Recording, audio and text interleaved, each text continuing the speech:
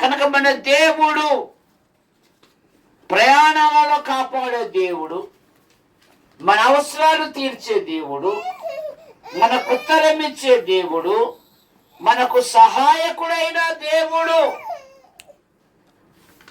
మనము ప్రభు అయిన యేసుక్రీస్తునందు విశ్వాసం ఉంచాలి.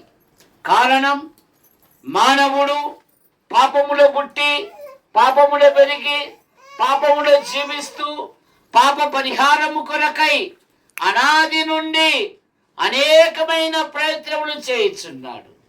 పాపానికి వచ్చు జీతము మరణము, మన ప్రభు అయిన యేసుక్రీస్తునందు నిత్య జీవము.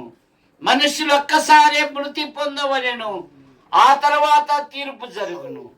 దేహంతో జరిగించిన క్రియలు అవి మంచివైనా సరే చెడ్డవైనా సరే, మనలో ప్రతి వాడును తన్ను గురించి దేవునికి లెక్క అప్పగించాలి. అందుకని మానవుడు తన అపరాధముల కొరకు, తన దోషముల కొరకు, తన పాపముల నిమిత్తమై బయటపడాలని అనాది నుండి అనేకమైన ప్రయత్నములు చేయుచున్నాడు. కారణం, పాపము చేసిన వారిని పాతాళము పట్టుకుంటుంది.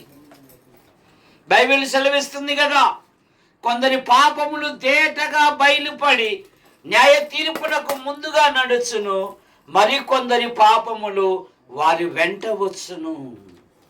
అందుకని మానవుడు పాప విమోచన కొరకై దేవుని పేరట జంతువులను, పక్షులను బలిగా అర్పించుచున్నాడు.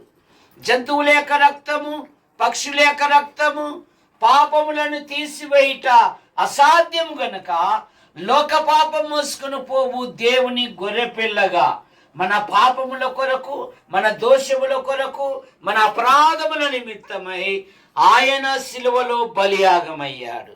యేసు రక్తము ప్రతి పాపము నుండి మనలను పవిత్రులుగా చేయనని బైబిల్ సెలవిస్తూ ఉంది. కాబట్టి నమ్మువారు ఆయన కృప చేతనే ఉచితముగా నీతిమంతులుగా తీర్చబడుతున్నారు.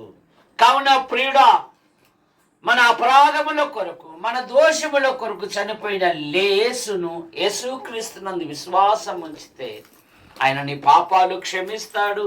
ఆ నిత్య